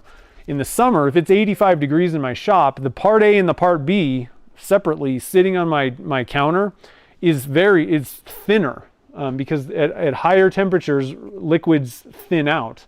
The higher the temperature goes, it gets even thinner viscosity. So the thing is, you're starting at a thinner viscosity, and I have to wait for a little bit higher temperature to get it to that viscosity. So it's just, there's a lot of things going on and there's no right answer. It's just, it has to do with temperature in your shop, what resin. The other thing is, it depends. I want to make sure you understand. We're talking about Alumilite Clear Slow. That's it. That resin. And I would say it probably, a lot of these numbers and things apply to the Alumilite Clear, but you have a different working time on that resin. So every resin is going to have different numbers and times and all that kind of stuff and thicknesses. So it's complicated, but it's not that hard if you just, sit down and you're like, okay, I'm just going to waste some resin today doing some experiments to really kind of get yourself dialed in at a specific temperature. Now, it's going to be one thing if it's 68 degrees, but when it gets to 75, 85, if it's 90, 100 in your shop, they're all going to be different. So you're going to have to do this at different temperatures. If you can't maintain a consistent temperature in your shop or work area, you're going to have to adjust things, I think. So that was really long-winded, but hopefully that'll help out. Okay, so let's do number 2. Everybody's already gone. They're like, I know, shut up. Viscosity. Okay, so the second one we're doing green. I'm excited about this green. I'm going to show you again. This is the Riddler. And I don't know if it's coming up on the camera. I don't know if you can see it. I mean, it really, when I tilt this away, you get the purple pops out in certain areas on this. Again, with the green dye. So we're going to go with green, but we're going to try going with a green drop and an ocean blue drop. Just going to see if that changes things a little bit. And then we're going to use the baby girl pink, whichever way I need to turn this, which is, it kind of has like this pinkish purple, depending on how you look at it sometimes. So it'll be like super color shift, whatever. Okay, so same deal. We're just going to go with, let's see, let me write my notes down here. Got me all thrown off here. Talking about viscosity. Let's see here. We're doing Blurple. We're doing Riddler with green.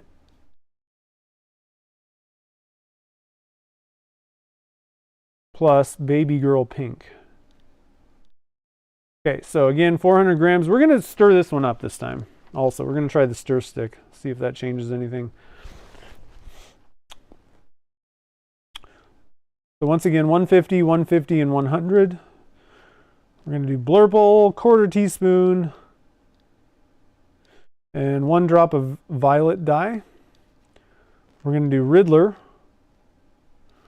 1/4 teaspoon, plus 1 drop green, plus 1 drop ocean blue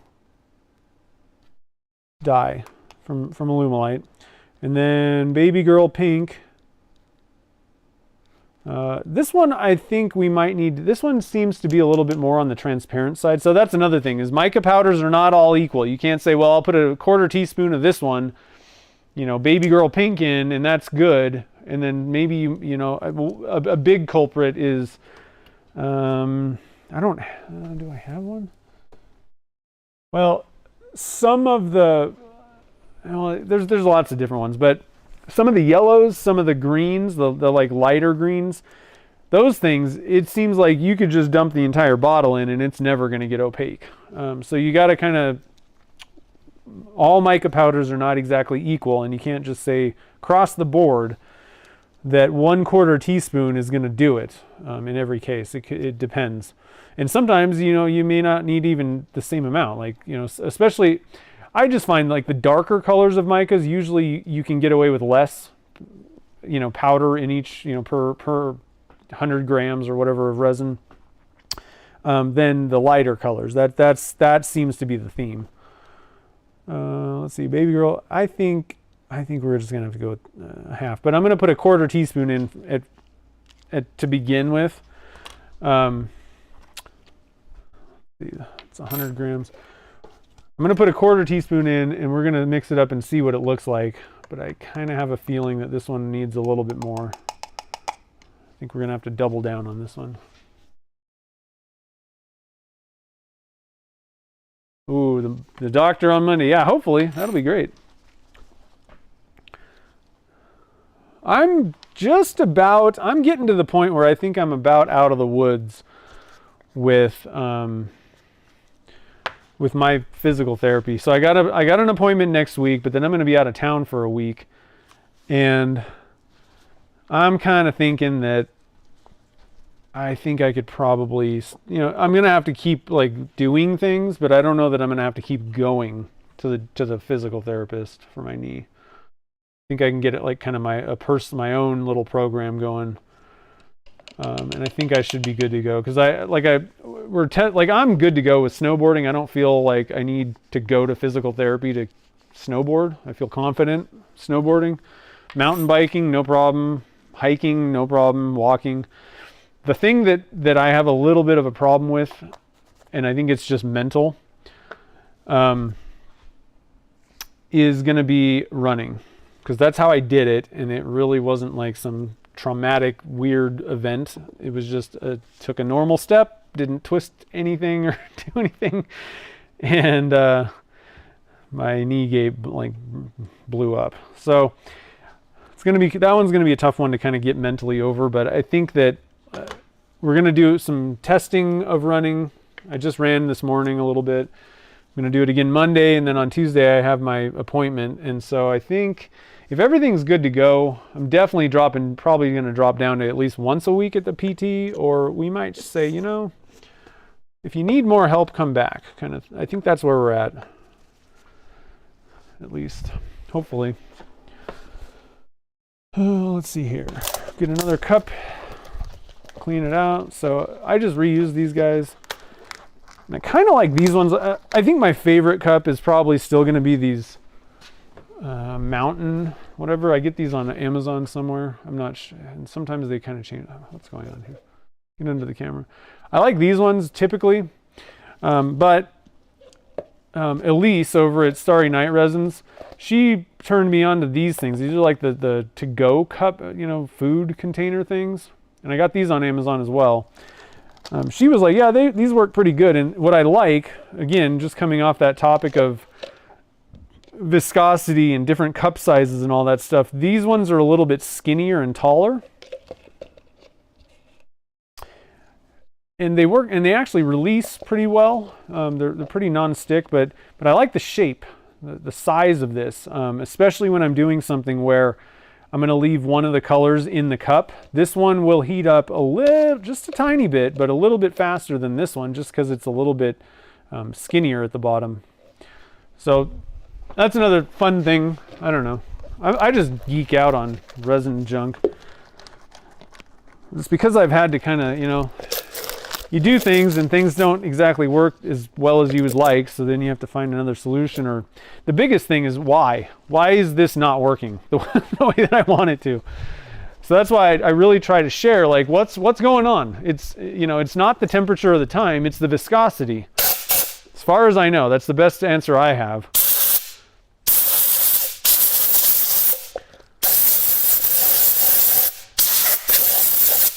It's kind of like it's like the adage, you can give a man a fish and he's going to come back or whatever. And if you teach him how to fish, they're self-sufficient. And it's kind of similar along those lines. Like if you understand how this stuff works, then you'll be able to figure things out on your own.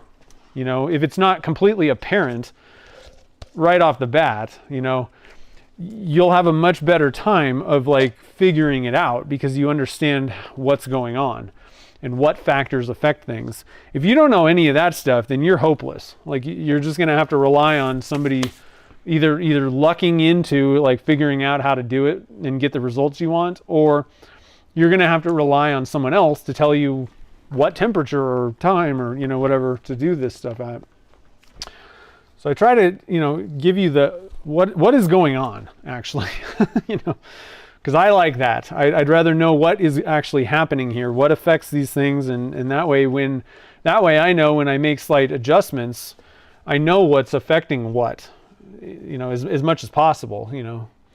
Sometimes you don't know, but and nobody can tell you, it seems like, but the more you know about the why, then the how is a lot easier. All right, so 200 grams here.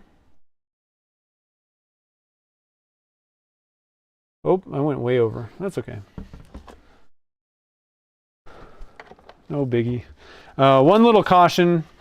If you're using a cup, if you're reusing a cup, I highly recommend not pouring it back into the jug if you went over.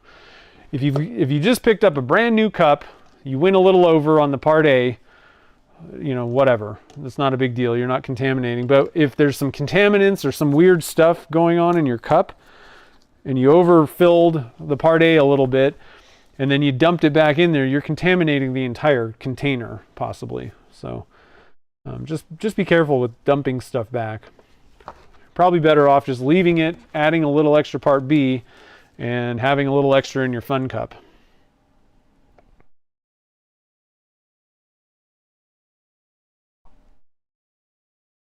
Another good way to do it, so I'm just dumping, you know, the fun cup is just this cup of, you know, if I have excess resin from the pour, we just keep stacking it, and it's cool. You get a cool blank. But another way to go is you can have like a little silicone mold of something like dice or I don't know, whatever. Go find something cool. There's tons and tons of little silicone molds. And you can fill up little silicone molds. Like Jonathan Brooks, I'm not sure if he does it or if his daughter is I think his daughter's really the one that kind of started doing this possibly. She makes little skulls. She has like a skull mold, and so their leftover resins, I think they just make some of the skulls too, but I think they use them for the leftovers and make little cool little skull things. So like I said, I actually want to find, how I want to start doing things. I want to find something really cool and start making, like actually making a physical thing with the leftovers. And I think at that point I would probably even pressurize it. Hopefully you have enough room to pop that back into your pressure pot as well. Oh, he's in for dinner. Nice.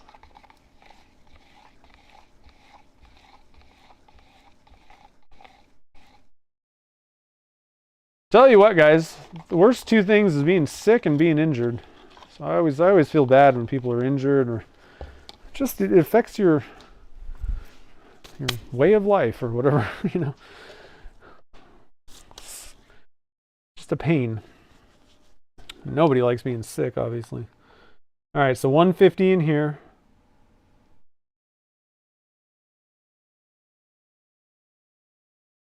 I can even go a little over because I got extra resin. 150 in there. Now, you know, obviously the mold only holds so much resin anyway, but 100 in here.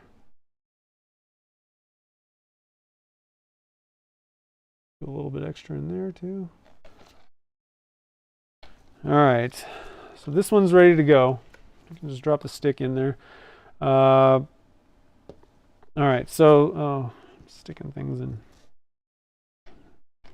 resin here. So we're gonna put a drop of green. Usually I mix it up, but I'm just gonna get these dyes out of the way.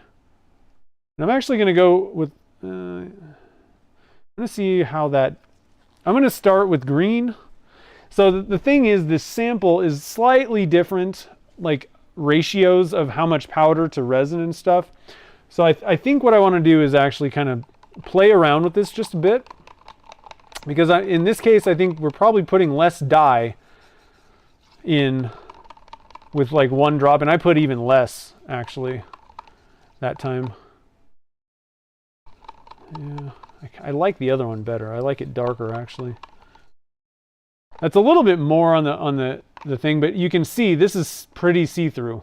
I don't know if you can see it, but I can see it. Like I can see the stick. So that wasn't what I would consider like even a full drop of green, but I just wanted to kind of put a little bit in. So we'll put one more drop of green in because we want this, like I said, to get this to work right the way that I want. We need it to be pretty dark. Now I put one drop in 20 grams. So that is something that I could extrapolate. Is that the right word? Extrapolate. There's 100 grams, so I would need 5 drops to get the same exact look. Technically, we're definitely not there yet. So I'm actually going to do that. 1, 2, 3. Let's try. I think we're at 4. Around 4. Ooh, that's looking nicer. I like that deeper. Now we're getting to the point where it's not see-through. All right. And what I'm going to do is we're going to put one drop of this ocean blue in. And I want to see what that does to this color. We're getting mad science right now. Didn't really do a whole lot. I'm going to put one more drop of the ocean blue, and if it doesn't really change much, I'm just going to move on.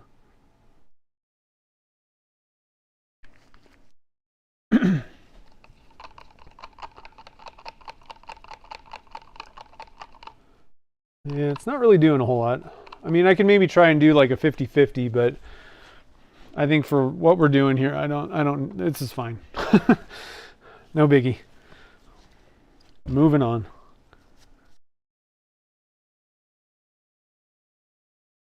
Okay, so the green is done.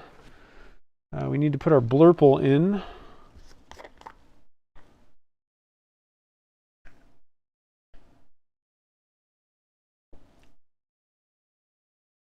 Right, blurple, yep. Okay, blurple. I'll just stir this in real quick, and then we'll add our drop of violet.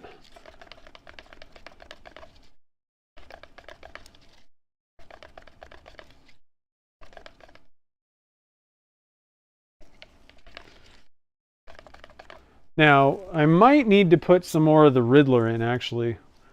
That's another thing. We might need to put some more Riddler in to kind of get the same amount of like purple. So I want to go back and look at that a little bit before we move on. I might put another scoop of Riddler in there. Because again, I put probably... This is where it gets hard, is how much, because I just used a little stick and dropped, some stuff in there. It's not like a specific amount, teaspoon or 1/16 of a teaspoon. I didn't do that.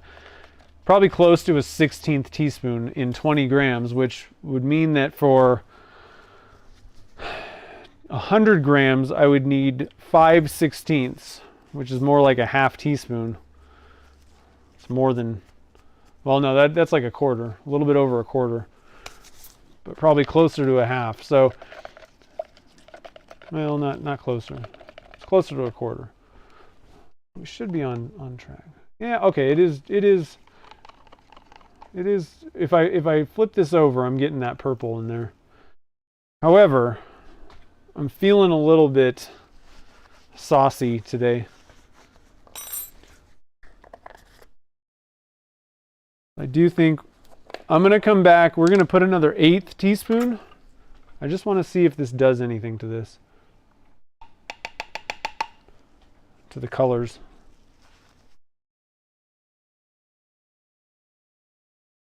Feeling saucy. Okay, this is why I like to switch out these mats. My cups get stuck on the resin drips, and I've actually spilled cups in the past. Okay, yeah, this one's definitely way too thin. We're going to double this down. We might even need to triple it. It's very transparent.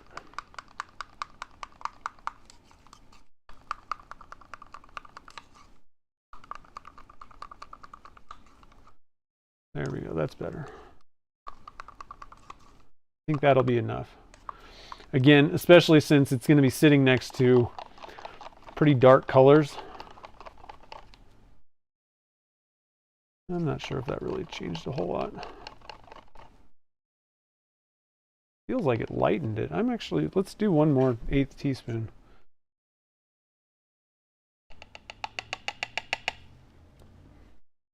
I don't know. I don't even know what's happening right now.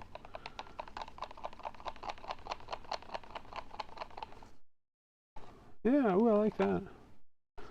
Purple, it feels like the purple's coming out a little bit more, the more Riddler I put in there. Okay, so I think that's good. A little bit. It's very slight.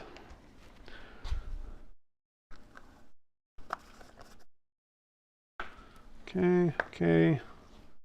Violet's done. Baby girl's done. Now it's just a waiting game. Put these... Oh, that's not done.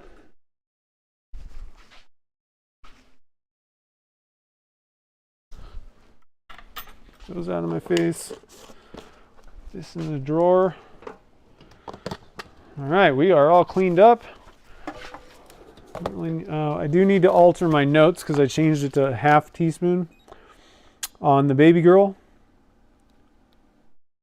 And I did 1/2 teaspoon on the plus. I did 4 drops of green plus 2 drops of ocean blue.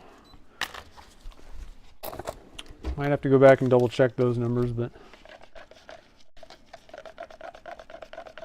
Okay, so we got some blurple, we got a lot of green going on here. So we'll have to kind of see how this green does. We're deviating a little bit, I'd say. I think this is going to be a little deviation from that picture. So let's pull the picture up again. A little bit. I don't know. Actually, now that I'm looking at it, it's not significantly different. You guys see all those colors? Oh, you can't see the colors. Go to this color. See?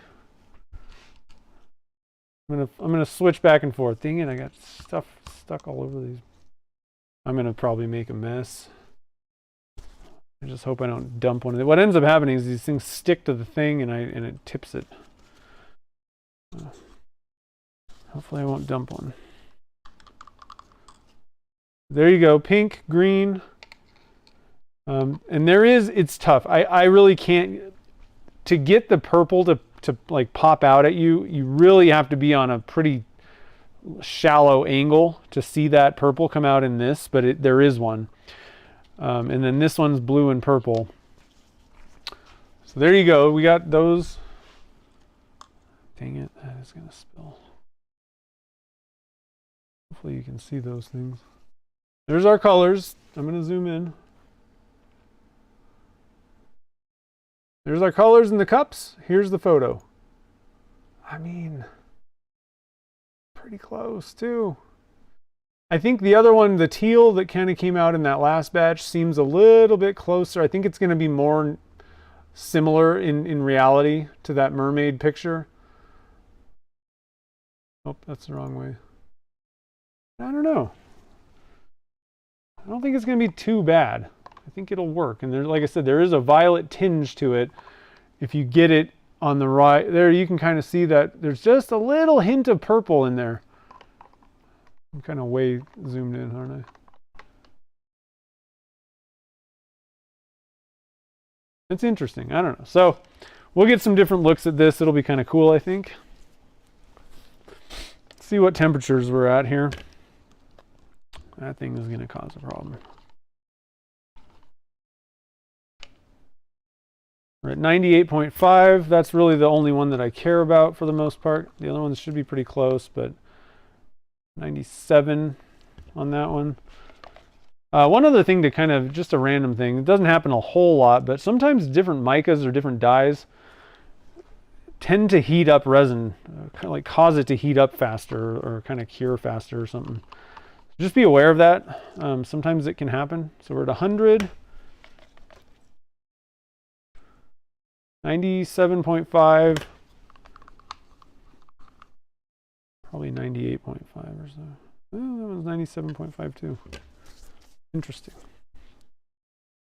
Okay, so let's put the blurple away. This guy away. Stuff. I'll keep that out to show you guys. We're almost there. We're almost there.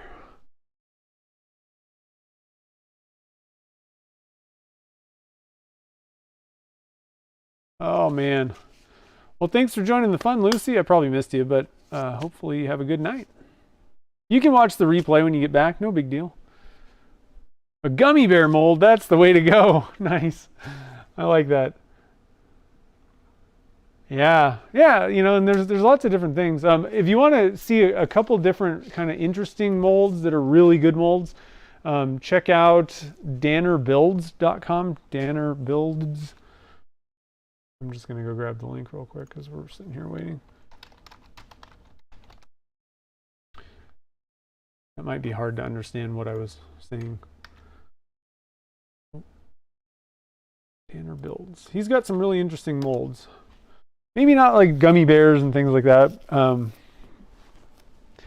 Different things. I'm not sure how many like figurine type, like things like that he has. If he's got many of those. Okay, so that's at 101.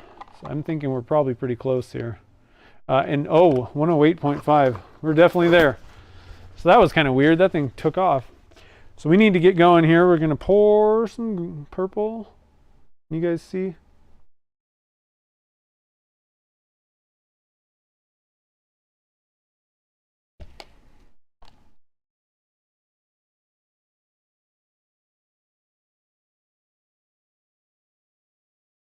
Try not to spill the pink.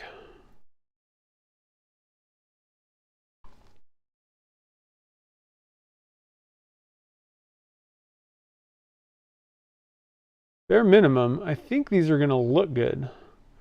Like both batches, but we'll have to just see which one's more mermaid-like.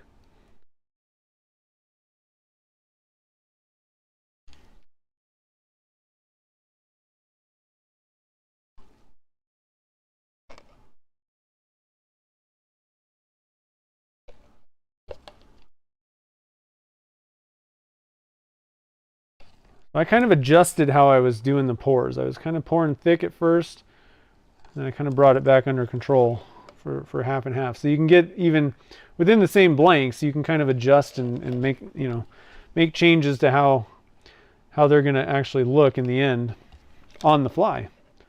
Let's go with some pink.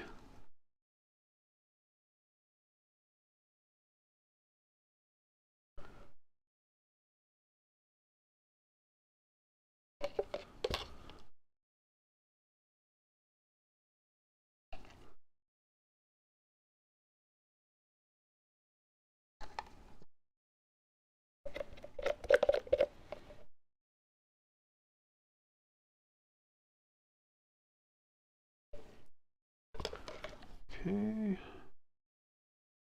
a couple more rounds here.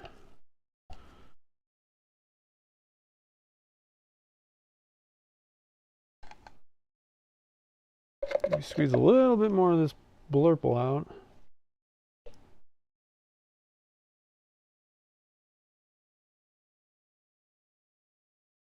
don't think we're going to get any blurple in the Happy Fun Cup this time. It's going to be mostly green, actually. Okay, now we are going to do the stick. I like to just get my finger wet just a little bit there.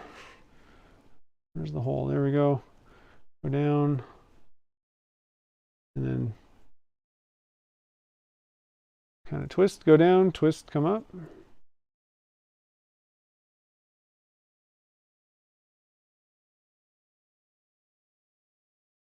don't really have a whole lot of technique going on. I don't know any other tricks aside from the shape, like put that little tail on the end versus, straight does a slightly different thing. One thing that I wanted to kind of experiment with, and I don't know how I'm going to actually get results besides making tons and tons of pen blanks. That's the problem with testing sometimes. But one thing that I was curious about is if you put like a hole, like a little ring at the bottom, instead of just like a straight bar, if there was like a hole, that might cause like a different like liquid flow kind of thing. Instead of just kind of swirling it around, like it's like kind of almost pulling it through. Like fluid dynamics might be a little bit different in that case. But like I said, it's hard to do. You can do experiments, but you got to do a lot of them, repeated, and make a bunch of pen blanks and turn them all. And it's just that it just gets kind of tough after a while to be able to have that much time. Especially when you're not, the tough thing is I'm getting perfectly fine results using a stick with a little bend in it. So is it really worth all that time and effort and money? I don't know. That's the tough part. Sometimes it is. Sometimes it's, worth doing that extra work to kind of understand. Again, it's about understanding if I do this, what actually happens? How does it work, kind of thing. I like to know how. Okay, so let's get our fun cup out. What do you think? Mermaid fun cup. Got a good amount of this green. It's getting pretty thick. It was already starting pretty thick. I kind of poured a little bit later than I probably really wanted to on this one.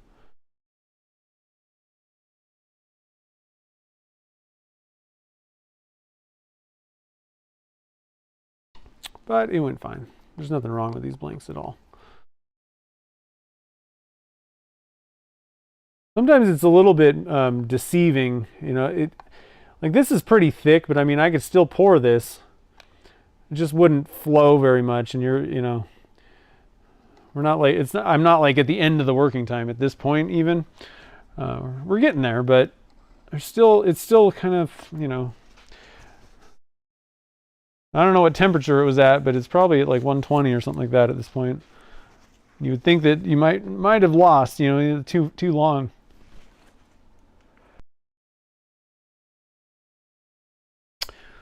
But we're still okay.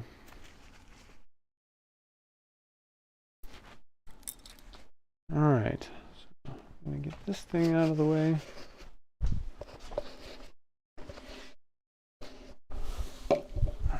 So this is going to be interesting. I'm really excited to see what the results are of these two different ones. I think it's going to be quite interesting. I need to get, let's get this thing. I need to get my stir stick washed up a little bit here. I like to get all the stuff off my stir stick if I can. An easier way to do this probably, and Mark over at Hobble Creek, he does this. He has cups of like alcohol, denatured alcohol. That's kind of an easier way. You can just drop it in there and it'll clean it off for you if you just let it soak. My only problem is I don't really want a cup of alcohol sitting out. It's gonna kind of, the way that I work, I tend to run things to the end and be late and stuff. So I'm probably going to totally forget to cover it at the end of the day, and it'll just evaporate basically. So I don't do that because I know myself, but that's a pretty good way to go for people that are more responsible than I am.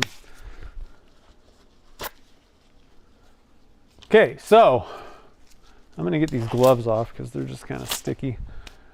Let's see here. Paul is in the house. Nice. Oh, did you guys? Sorry. Oh, I forgot to get the camera. Sorry. Things were getting a little crazy there at the end. So it's all right though. You guys have seen a million pours. So the other color shift, the Riddler color shift powder, it's made by a company called Did Spade. And there's a link down in the show notes to get this Amazon affiliate link if you want to pick some of this stuff up. Not cheap, again, but it looks like a pretty good complement to the Blurple. And of course, the Blurple is available on my website. So that's the blue to purple. The Riddler's like kind of a greenish, like a tealish to purple. And so we're hoping that add a little bit of pink in there with those other two, we'll get some mermaid looking blanks. I think they're going to be on track, you know. And there's a million other ways you could do this. I think like I have some. Well, actually, this would have worked too. I didn't think about it, but I would have needed more. There are like flakes. Actually, that's not really what I would have wanted. That's not working. My camera team is just terrible. So there's like flakes that you can get that are color shifty. And I'm going to be honest, these aren't super cheap either, but you can get some flakes and do that. I would have had to like search and find the right color combinations. But I think that would give you some interesting stuff to go with a mermaid type blank if you were going to make some of these. Just regular glitter could go pretty well. Even like a pretty chunky, thick, or like a fairly big glitter might look pretty cool, and it might give you a little bit more of like a scale effect kind of thing, maybe. I don't know. There's so many different ways that you could go with mermaid theme. And I was just kind of scrolling around looking at pictures. If you just type in mermaid or mermaid tail and look at the images, that's the easiest way to get some ideas for color combinations, is just look at a plethora of Google images.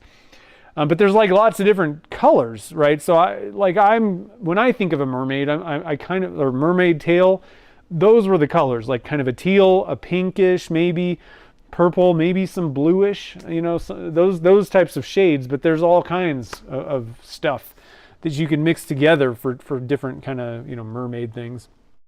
So anyway, guys, I hope that you enjoyed it. Sorry I didn't get the camera fixed before we poured that last one, but it was pretty thick. I was. That's why I was like, oh my God, it's at 108. I'm beyond my, when I wanted to pour, so I kind of had to get moving there. But anyway, well, I'll post the pictures of these guys either tomorrow or on Monday. I'm not going to be turning these guys up either, but they will be, whichever one. We might do a poll on Instagram or something like that. I'm not sure if there's an easy way to do polls on YouTube Shorts. Definitely on Instagram though, so I think I might just kind of rely on that. We might do a poll and see which one kind of fares better. And I don't know what the insides are necessarily going to look like. Maybe I'll turn each one back down a little bit. I like to do that to kind of see what's actually... I find the outside isn't exactly telling of what really is going on the inside. So I might do that where I do the step down kind of things. I'll just get you an example here. Here. One of my favorites, the Plumeria. My Plumeria blank. I got a little sample. I do a sample for pretty much everything, especially when I'm testing. But that lets me turn it down. Oh, I'm still zoomed way in. Let's zoom out here. There we go. Still, compared to what it was on the outside, this is telling me what's actually on the... This is not really picking up the colors in this blank. It's a really beautiful blank. It's got some pinks, some oranges, some yellows, and then a lot of white. It reminds me of a plumeria flower from Hawaii. But these guys, this blank is available on my website as well. It's called Plumeria. But I turn it down and kind of step it down so that I can kind of turn in and see, what are things looking like on the insides of these blanks. So I'll probably do that, post some pictures. I think we're just going to wait until Monday. That way I'll have time to get these things cut, get them, kind of turned back like that. And we'll do I think we'll just do it on Instagram. We'll do a little reel / post, whatever. I'm not sure how it works. And I think you can do a little poll. And we'll see which one everybody likes. I may override because we'll see, but I think if everybody's like, oh, we need to go with this one, then what I'm going to do is I'm going to make, I'm not sure how many. It's always tough to figure out like what's the demand, what would actually the demand be, but I'll have like 5 or 6. So I might do like 2 more batches, maybe 3 batches more of whatever one kind of wins out. That way there'll be like somewhere around like 23, 21, almost 30 blanks. That's not too bad. I don't know that there's going to be that many more people wanting to buy them, but they'll be available down at the Turner's Warehouse meetup on the 23rd. It'll be pretty cool. And so one quick thing also, if you didn't see, so we decided for my demo, I'm going to do resin casting 101. And then I'm also going to do a demo pour, and I'm going to do the abalone pour. It's going to be pretty cool. So it's going to be a really fun one. It's tough because we were talking about different things that I could just do a demo of, like make pine cone blanks or I don't know, whatever. And I was talking to Chad and Amy, and they're like, yeah, a lot of times people come in and they just need the basics, and so like you really cover that pretty good. So we kind of decided that's a good one. That'll kind of cover the bases, but also give you a little bit of a demonstration. And I haven't really done like abalone the way that I do it, so I thought that would be kind of a fun one to do. It's pretty simple, but I have little things that I do to make mine a little bit different from other people's, probably, I guess. So it should be pretty cool. I'm looking forward to it. So again, March 23rd, I guess all day. I'm not sure exactly what the schedule is, but they're Turner's Warehouse is having an open house. I'm doing a demo. Chad's doing a demo. Jim Godoy's doing a demo. He's doing segmenting. He's like the best at that stuff. So it's going to be cool. I'll be sitting in on that, on his demo for sure. Chad's doing stabilizing, I think. I'm guessing Curtis wasn't able to make it.